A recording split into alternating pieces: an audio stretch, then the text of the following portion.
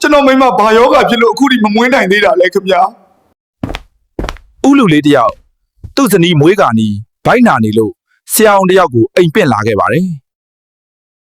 ဆရာအောင်ကမွေးဖွားမဲ့အခန်းထဲကိုဝင်သွားတဲ့အချိန်မှာတော့ဥလူလေးတယောက်အပြင်ကနေကြောက်ကရက်နဲ့ရင်တထိတ်ထိတ်စောင့်နေရတာပေါ့ ဟေးဦးလူလေးမင်းစမဝက်ဦးလက်ရှိလားအမြန်လေးပေးပါအောင် ဗျာဟုတ်ကဲ့ဆရာ ရော့ဒီမှာပါစာဦးလူလေးပလာယာလေးရောရှိဦးမလားရှင်းချက်ချင်းပေးရော ဗျာဟုတ်ကဲ့ဆရာ ရော့ဒီမှာပါဆရာမလေးပလာယာပါတုံးနေပြီဆိုတော့ငါမိမတော့ခက်ပြီတင်တယ် ရှိပါတယ်ဆရာ ဆရာလေ ဥလူလေးလွှတ်ရောရှိလားဗျ ဆရာရဲ့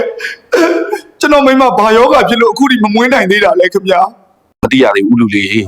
ခင်ဗျာမိမကိုကြည့်ဖို့နေနေတာတာကျုပ်ရဲ့စေးသက်တာချက်ဖြစ်ပြီးပွင့်မရဖြစ်နေလို့အထက်ကငါးချက်ထုတ်ဖို့အတင်းဖွင့်နေရတာဗျာ ဗီဒီယိုလေးကိုအဆုံးထိကြည့်ပေးလို့ကျေးဇူးတင်ပါတယ်နောက်ထပ်စိတ်ဝင်စားဖို့ကောင်းတာလေးတွေကြည့်ရအောင် like နဲ့ follow လုပ်ပေးခဲ့ပါအောင်အားလုံးပဲတာယာတဲ့နေလေးဖြစ်ပါစေ